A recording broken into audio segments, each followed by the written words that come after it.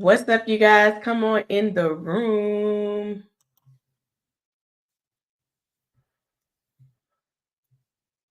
Come on in the room. What's up? What's up? What's up? Yo. What happened to pausing and then going? Like, you know what you told me to do? I did pause. You did not pause. My brain told me I paused. You did not. You just went right into it. Felt the vibe. The vibe. Yep. You gonna say hey? Man, how y'all doing today? How y'all doing? Enjoying this Tuesday? Let's go, man. Let's get some education going. Let's get some training going. Let's be great. Absolutely. How y'all doing? Y'all go ahead and I don't know if it's gonna let me see it from this way. Go ahead if you are watching from our Facebook page or from our our YouTube channel. Make sure you go ahead and share this with others. For those of you who gotta step your game up. Let me finish first. No. Thank you. Let me finish. No, I can't let you finish. Can let me finish. Because April showed us what we need to be doing. That's not what you need to be saying. That's not important what you said. It's very important. I don't even know what you're talking about. For one. So how do you not know it's important if you know what I'm talking because you're interrupting me, so it can't be important. Women. Welcome, you guys. Come on in the room. Y'all tell me in the chat real quick. Tell me who do we have? Who do we have in the chat? Tell me who is in the building today.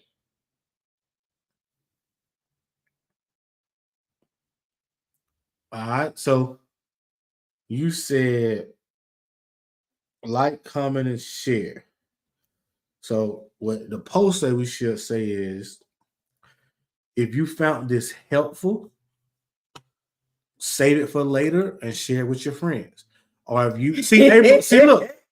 Thank you. What's up, April? What's up, April? See, it says share this post. Share if you find this relatable. So if you are looking to get started in real estate, if you're looking to do your first deal, share this so that other people that's just like you can also experience this. Okay. See, you trying to tell me it ain't important, but April told me it was important, so I need to do it. So guess what? So next time I need you to do the intro. I need you to do it, and because apparently April got you the sauce, so you need to do it. I mean, if you just listen, you can do it too. I didn't even read. I never even seen the post. This is my first time seeing it. I think it's really good. Come on. All right. And it's a IG CTA, not Facebook. We're not even on IG. IG. Reading is fundamental. Come on in the room, you guys. Today we are going to be talking about the top 5 ways that newbies fail on their first investment property. The top 5 ways that newbies fail on their first investment property. I want to make sure that you are silent and that I ain't go my page and share because you just took the phone of what I was doing. You're gonna share. I need to see that after because it's not showing up on my. What you mean? It's on, but since I'm on, it's not letting me see it at the same time. All right. Let's get the timer going, man. The timer? Yes, put your minute timer on so we can get started. The countdown, not the timer. Okay. I'll follow.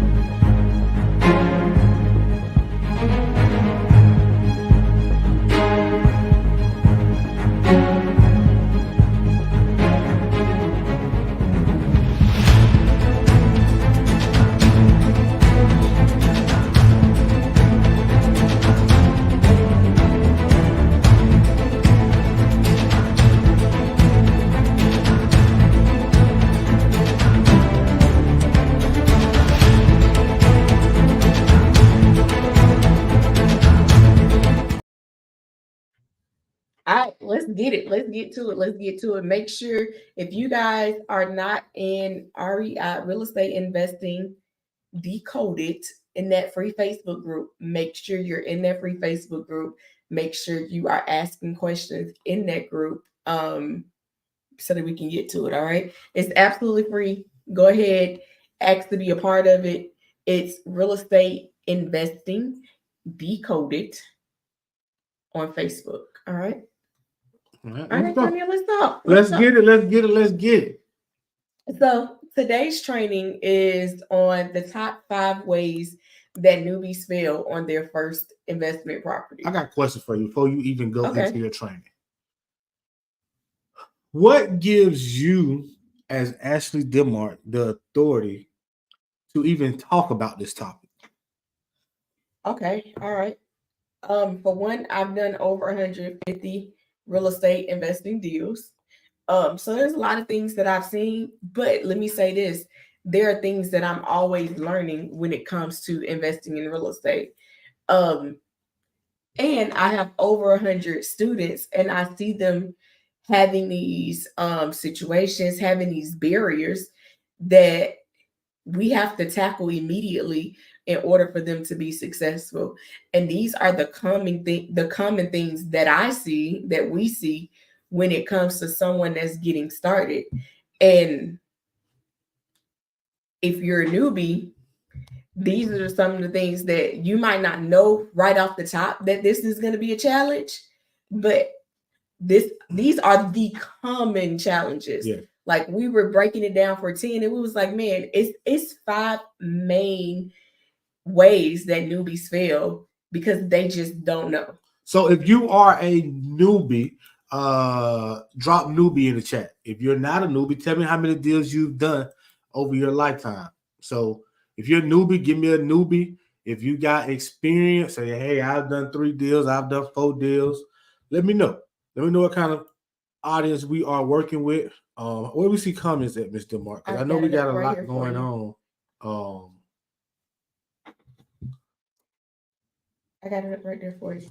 Okay. All right. I see a newbie. Okay. Miss Hawkins say she's a newbie. What's up? Where my other newbies at? If you're a newbie, type it in the chat. All right. Mr. Green say he's a newbie. But Mr. Green, I don't put you in a newbie category, Mr. Green. You've got at least 1 deal under your belt. Now, yes, that deal is on the market, but you at least can say you got 1 deal. Well, you know what? Let's talk about that. What do you consider a newbie? Okay. Tyrone said a newbie with a little experience. Okay. So would you say a newbie is anyone who's done under 10 or under 5 deals?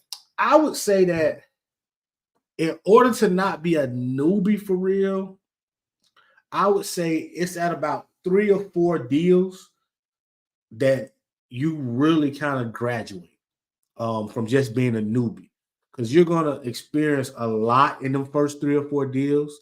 Not saying every deal is going to be the same, but after 3 or 4 deals, your confidence is really at an all-time high for you. All right? All right. So the first way that newbies fail on their first investment property is... Are you going forward or backwards? I was going in the order that you gave me. Okay.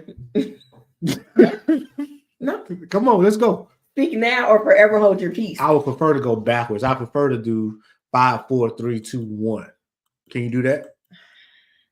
Can we go backwards? Yeah. I promise you, Tony will be going with the randomest stuff. All right. So we're going backwards here. All right. Number 5. As we count down the top 5 ways that newbies fail on their first real estate deal, is having their power team in place. Knowing exactly who to have on their team, making sure that the person that they have on their team understands them from an investor way, not from a retail buyer standpoint, but from an investor way. Who would you say are the most important people to have on your team? People to have on your team. closing attorneys, contractors, Okay. real estate agents, funding companies, an accounting person, ideally, Someone to someone help you to help you with the manage. manage. Those are kind of an inspection, a person An that does inspector. inspections. Yeah. Who else would be on that power team off the top of my head? I think I will at least start We'll with there. start there. But the main thing that I would say is you have to start thinking like an investor before you actually become an investor. So the main focus is when it comes to that power team is start putting those pieces together before you actually get a property. All right. Find out who's your local investor-friendly closing attorney. Start building your list of contractors. Find out who's the home inspection that all the investors are using. All right. So first of all, start saying I'm not going to be an investor. I am an investor. And it starts here starts first. With your mindset. Absolutely. So that I would say that's because once you have a property, it's go time. It's all gas, no break for real. It's go time.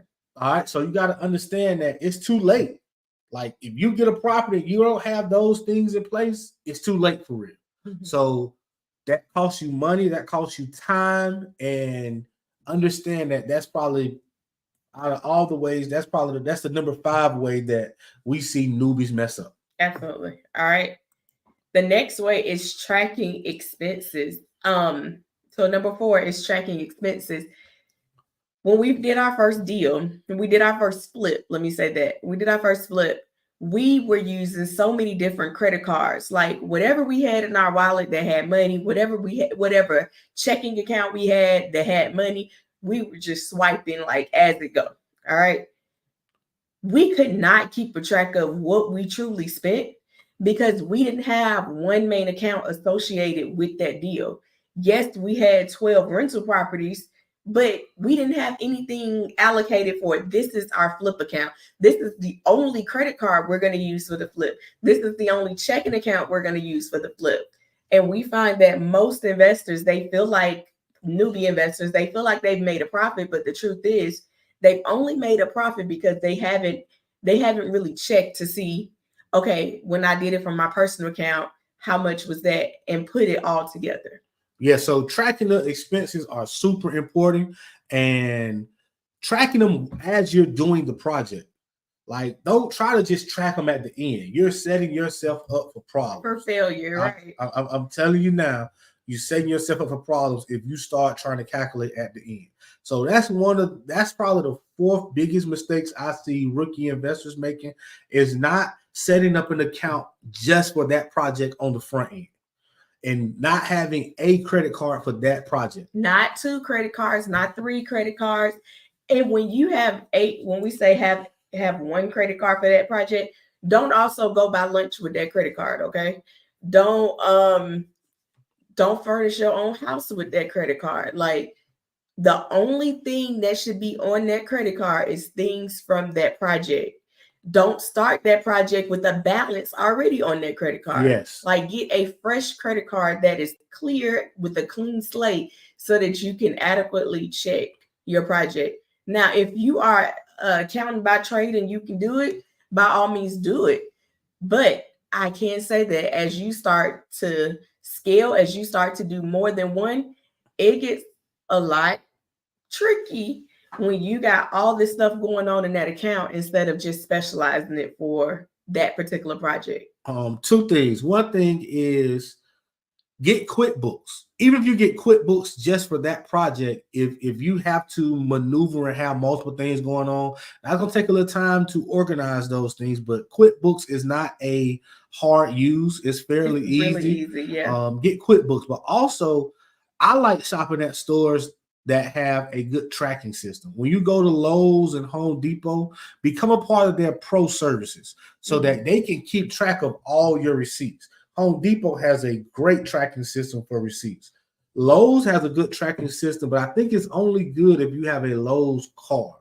A credit card, a Lowe's credit card. Floor and Decor. They have a good tracking system. So when you go and you're going to purchase at these stores, make sure you're setting up your pro accounts so that if you have to go back and balance or cross-reference, hey, exactly what did I buy with this? You can go back to that store and it's easier. And you can pull up that receipt so that you know, okay, what you're doing and where you are in the budget. Yeah. All right. So we did number 5 was power team. Number 4 was, what was number 4? I bet you don't remember number 4. Tracking expenses. Tracking expenses. Number 3 is funding. Making sure that you have the funding you need to start investing, and you know, like, who you need to get funding from.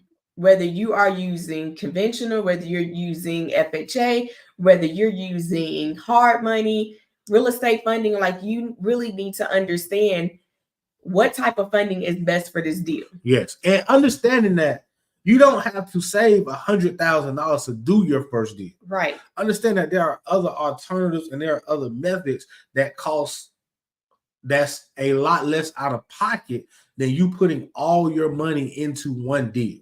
So understanding the funding aspect, and even if you're using real estate funding, understand how it works. Understand what your interest payment is going to be. Understand what you got to bring to closing. Understand how much an extension is going to cost you. Yeah, on the front end. So the funding part is a big part, and that keeps a lot of people on the sideline, honestly, because they've been told you got to have $50,000, $60,000 to do your first deal, which is not true. No way, no how. All right. So understanding funding.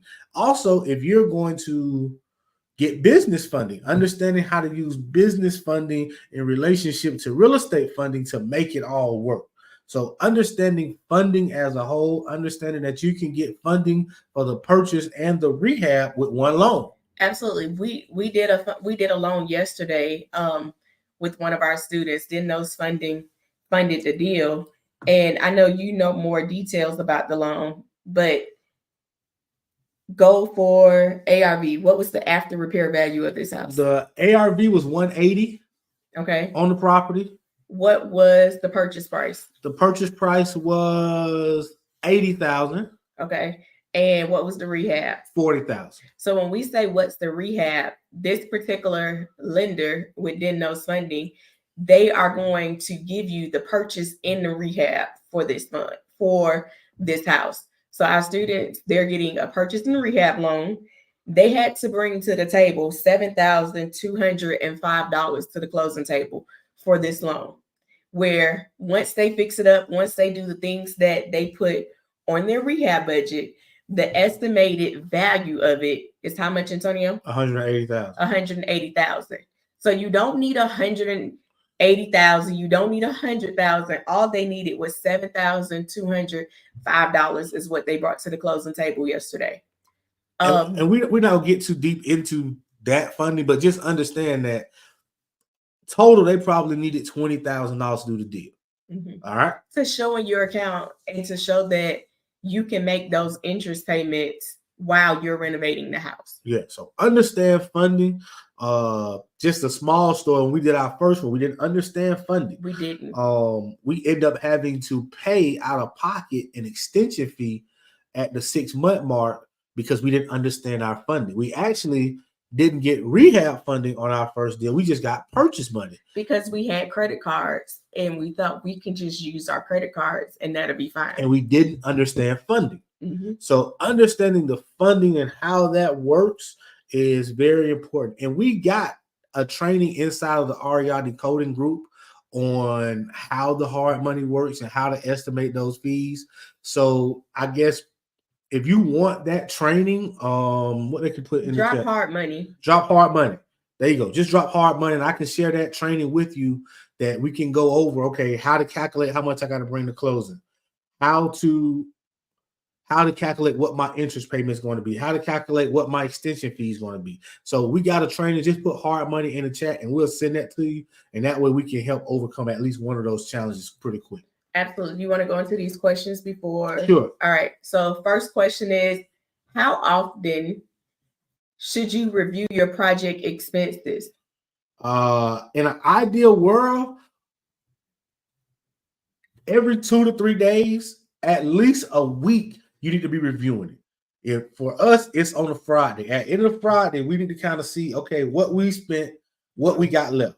So at least once a week, but at the same time, you're peeking at it every 2 to 3 days to make sure the money is flowing like you need to flow. Yeah, and it's really good if you can keep an estimate of, okay, well, I budget, I'm just gonna say roof. I budget 5,000 for my roof to be installed. I spent 6,000 over it. Like, do it line item by line item, because that really helps when you're understanding, when you're looking at your budget to know, okay, I went $1,000 over on that roof. So where do I need to adjust in my scope? And we got a software called the Valuator, and it tracks your expenses real time. Now you got to put the information in, but once you put it in, it's so much easier to track and read. So if you want that link, just put the Valuator in the comment. I'm doing a lot today. All right. Next question is, what if business funding already has a balance? So if you don't have any other business funding accounts but that one that has a balance, then you need to look at where you are on that balance, take a snapshot of that balance, and go from there. What I would say is try to transfer all to another card. So for the most part, if you got one credit card, you got multiple credit cards, whether that's personal or business. And what I'll try to do is I'll try to do a balance transfer, or I'll try to get all of my balances to one card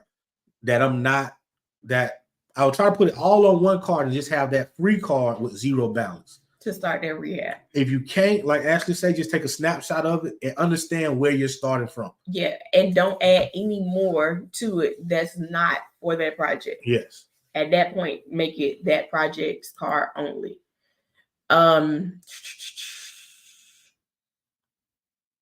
Okay. Remember. So I see you, Jackie, say Valuator. I see you, D, say Valuator.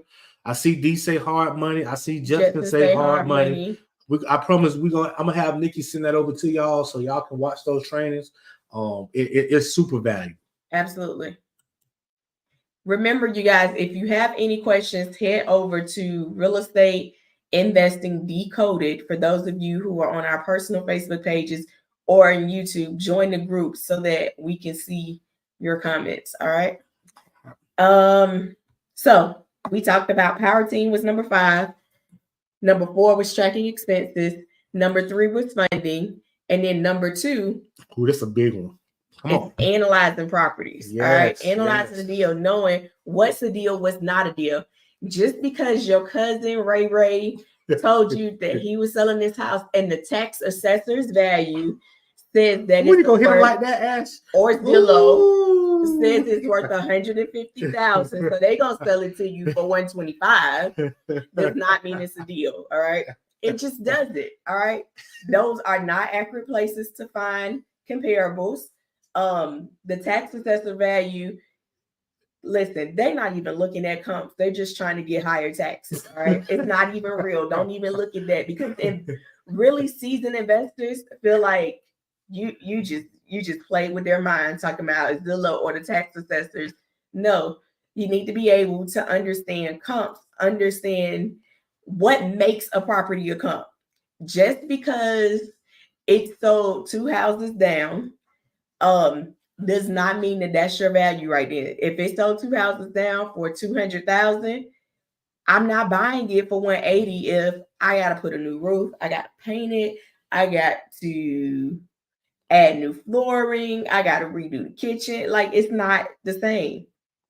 So understanding what your comps are, understanding. Hold on, before you go too far, you can go to the next one. Even with comps, understanding that just because a property is listed for a certain price on the market, that's the price of the houses that you're going to buy. No. It don't work like that, y'all. Just because that house is listed on the market for sale doesn't mean it's a comp. Understand, you got to really understand how to analyze these deals, y'all, so that you are protected.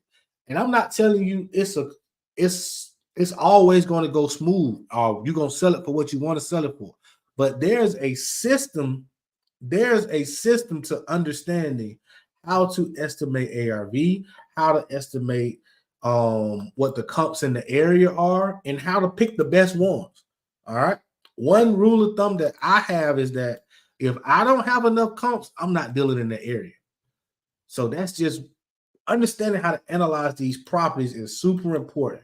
The second part to analyzing the properties is understanding how to analyze the rehab. Yes, yes. So understand that rehab and that analyzing property, they are hand in hand, y'all. You can't do one without the other. Mm-hmm. So you got to understand how to analyze these deals from a comp standpoint, and you got to understand how to analyze them from a rehab standpoint.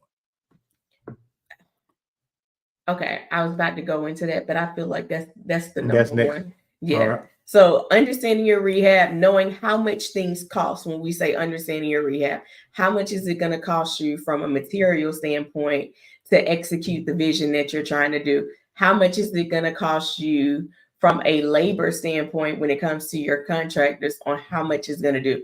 How many days is this project going to take? Because every day that you are renovating it, every day that it's either sitting on the market, it's accruing interest. So how much am I paying per day to sit on this deal is really important. Nikki, thank you. I see you drop the valuator link in the comments in Real Estate Decoded.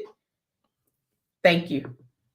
For those of you who put valuator in the comments, Nikki just dropped it in there. You can go ahead and save that. All right. So we talked about power team. We talked about tracking expenses. Then we talked about funding. We just finished analyzing properties. So what's the deal? So we're at what? Before you go to analyze, know what you're analyzing a property for. Is this going to be a flip? Ooh, come on. Or is it going to be a rental? Is this going to be a short-term Airbnb? Is it going to be a mid-term Airbnb? All that goes on to analyzing the property. Yeah. You got to be able to reverse engineer the deal so that you're confident in your purchase and you're confident in your rehab. I'm not buying a deal for the same price if I'm doing a buy and hold, meaning I'm doing a rental, a long-term rental, versus me buying a flip, because different things are going to go into the property. My rehab expenses are going to be different from a buy and hold to a rental. There's different factors that you're putting into play. How soon am I going to get my money back in a buy and hold? So all of those factors come into play when you're analyzing your deal to make sure that it's a deal. Because if it's not a deal, you don't want to buy it. Yeah, you don't want to be in it. It's not a deal. Absolutely. All right. So we talked about analyzing properties. Next is... This is the number one thing. The number one. But we got a bonus for you too. Yeah. All right. So this is not the last one, but this is the number one thing that we've seen with our students that have caused problems on their first investment. All right. Number one thing, drum roll. Contractors, y'all. Working with contractors. Working with contractors is the number one thing that we see make investment properties go bad, y'all. Yeah, you wonder where your profit went. It went in the contractor. You probably hired an A contractor, because that A contractor, and when I say A, I mean on a scale of A, B, C, D, E, F. Well, not E, but A, B, C, D, F. Yeah. A, B, C, D. No, you ain't no E and you F. Have F. There is you do have F contractors. Okay. I've had a few. Don't play. So, but on a grading scale as if you're in school.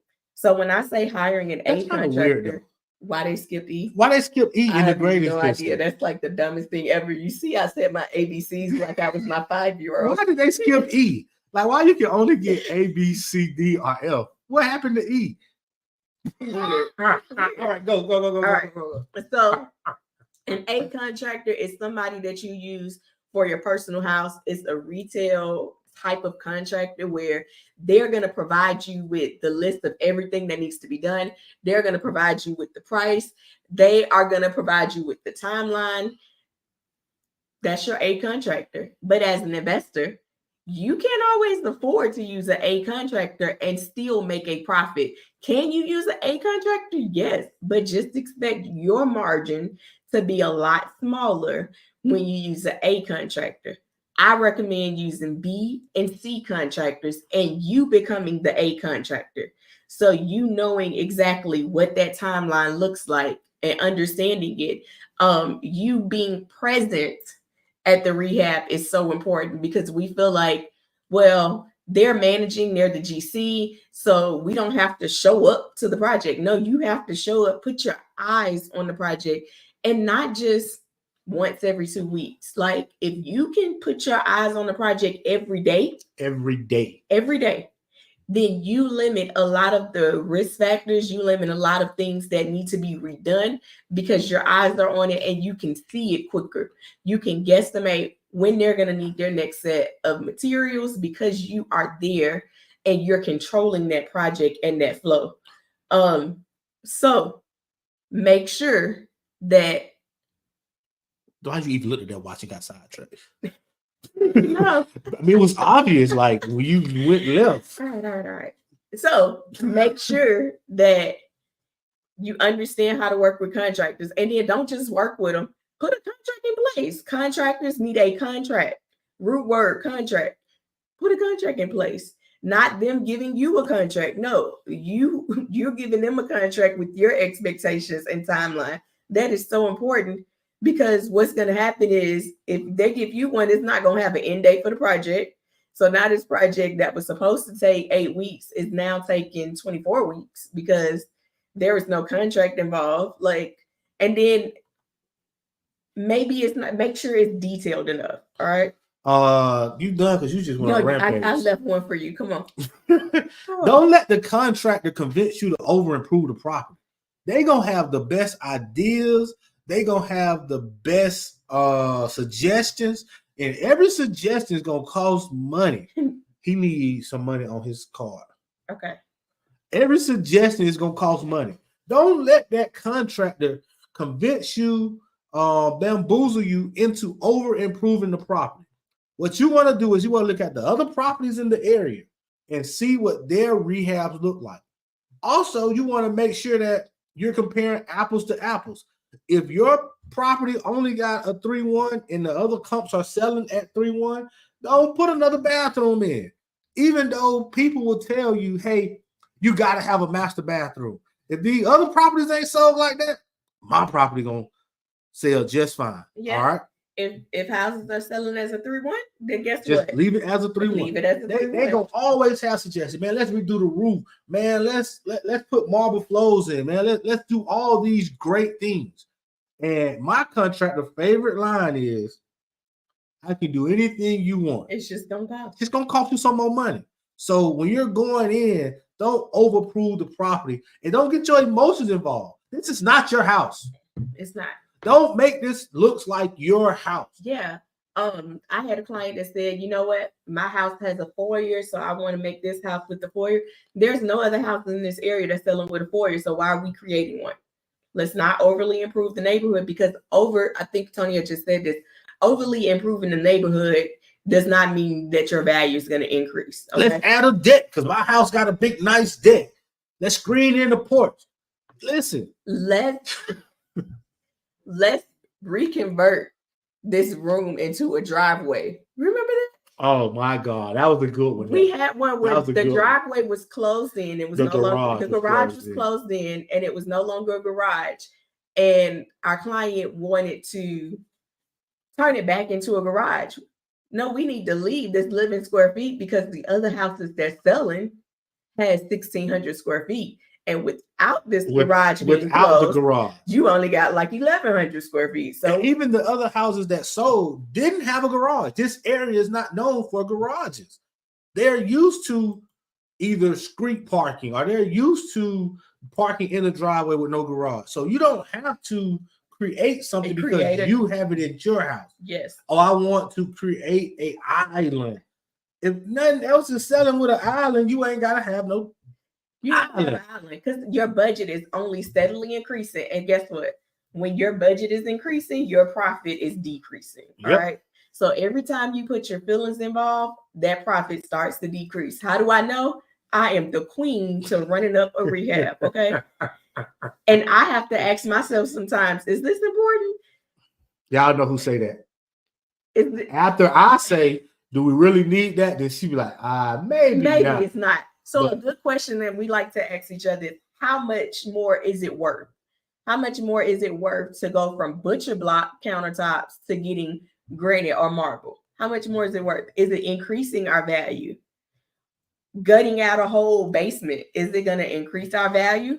Or are we going to spend $10,000 because we want this basement to be functionable and we want to add this extra square feet that the appraiser doesn't count as the square feet? Oops, you guys maybe didn't know that. So I just spent I spent 10,000 extra on renovating a basement, but my appraiser is only going to give me a $2,500 increase. I see this one a lot. We got paneling. We got to take all the paneling down and put drywall up. That stuff does not increase your value. It just costs you more money. Yeah. All right. So don't overly improve it and don't under improve it either. Look at what's selling in the area and go from there. All right. So we talked about contractors. We talked about analyzing properties, analyzing deals. All right. We talked about funding. We talked about tracking expenses. We talked about having your team in place. And then bonus. This is the bonus, y'all. And it's the part that nobody wants to hear. All right. I know you don't want to hear this. I know that this is not what you came here for. But I got to tell you, don't go out there doing a project by yourself, man. Listen to me.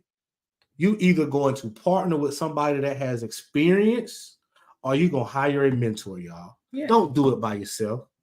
Even when you do those two things, it's still not guaranteed. No. But you at least limit your risk of having a failure as a project if you're partnering with somebody with experience or you're hiring a mentor. And let me say this, and I know this is going to cut deep. YouTube University don't count. It does not. If you can't call and say, okay, listen, water is intruding from my basement. We just had a major storm and water is intruding from my basement and I don't know who to call or what to do or how much this is going to cost. If you can't pick up the phone or you're not a part of a community where you can send that message to, YouTube University not going to help you. It's not. It's not. And just being totally transparent, man, it's not us. You can go wherever you want to go. Get training from anybody you want to. Partner with anybody you want to. Like, we just had someone that joined our program, but then they found an experienced person to work with. Fine. Like, that's really good. That's great. Do what makes you happy, but don't do it by yourself. Yeah. And real estate is not meant to be done alone. All right. Life isn't meant to be done alone. Real estate isn't meant to be done alone. Do it with help. Do it with someone, because it takes a lot of the burden off of you. It takes a lot of the decisions that you have to make off of you. It actually says this best. You don't know what you don't know. You don't know until you get in this situation. You don't know that you didn't know it. You don't know until you don't know. It just experience being around 100+ students that's done their first deal, being around people that have talked to us about joining the program and then doing it on their own. You don't know until you don't know. You don't. All right. And it's my job, it's my charge to tell you the right things to do. Now, if you do something different, if you go do it by yourself, hey, more power to you. But you're going to pay one way. You're either going to pay in what you don't know. You're either going to pay by splitting the profit with someone that has experience or getting a mentor. Like, you're going to pay it somewhere or the other. And I'm going to tell you the people who going to do it, y'all. The smart people. Absolutely. The smart people who've been figuring stuff out all their life. I can figure this out. Yeah, I can. I done did X, Y, and Z in my past experience. I can figure it out. The smart people are the ones who end up having the most issues because they want to figure it out on their own. Yeah. You don't have to always figure it out on your own when there are other people that's around you that's willing to pour into you, that's willing to partner with you, that have programs available for you to get some more understanding. All right? All right. So drop your questions, you guys, in the chat. Drop your questions.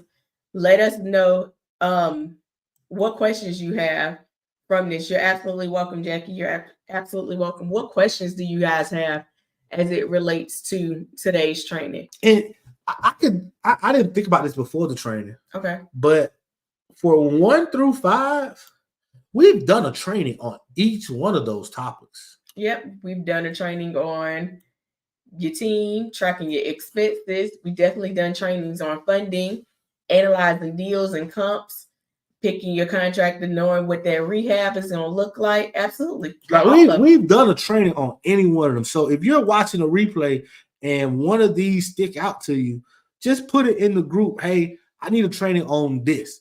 And we got a training for you, or something that you can watch and get more information. Yeah. All right. So I don't think we got a training on partnering or we got one on finding your next business. Finding your next business. Well, we got a training on all of it. Free training now. But make sure you're in the REI Decoded group so you can get those things so that you can build confidence in whatever you're doing. All right. Absolutely. It's Real Estate Investing Decoded. On Facebook. All right. We finished. All right. So if you got questions, I know it's a little backtrack, but if you got questions, make sure you start dropping your questions. Don't forget that we have a podcast coming up on Thursday. This Thursday. With Ashley Green. She's going to tell us about her experiences on doing her first property. So make sure you tune in. She is a nurse. She has her own business on the side and she's an investor. So yes, time is probably one of the most important things when it comes to Ashley. And talking to her, we were talking to her a little bit yesterday. She lived about 45 minutes from the property that she renovated. So just uncovering what kind of fears she had before she went into it. And do she even have the same fears now? That's some good questions. So tune in Thursday to hear her answers and hear what her biggest challenges was. Like, these are the top 5 most common challenges, but to hear from a person who was in your position at one point in time, didn't have any experience, to now having one successful flip under her belt. Y'all tap in, ask us some questions so that you can get some confidence in what you're doing. Absolutely. And then this Thursday at 7 p.m. Central, we are having a live training, but you have to register to be a part of it. The link is below. It should be rolling at the bottom of the screen. Go to www.thedenmarks.us/master-class. You got Joe. I ain't gonna message you today, bro. And make sure that you register for it, because if you don't register, you won't get the link to be a part of it. All right. Let's go. All right. We're finna get out of here, man. Thank y'all for coming. Thank y'all for watching. If you got questions, drop them in the group. Y'all have a good day. Have a great day, you guys. Peace.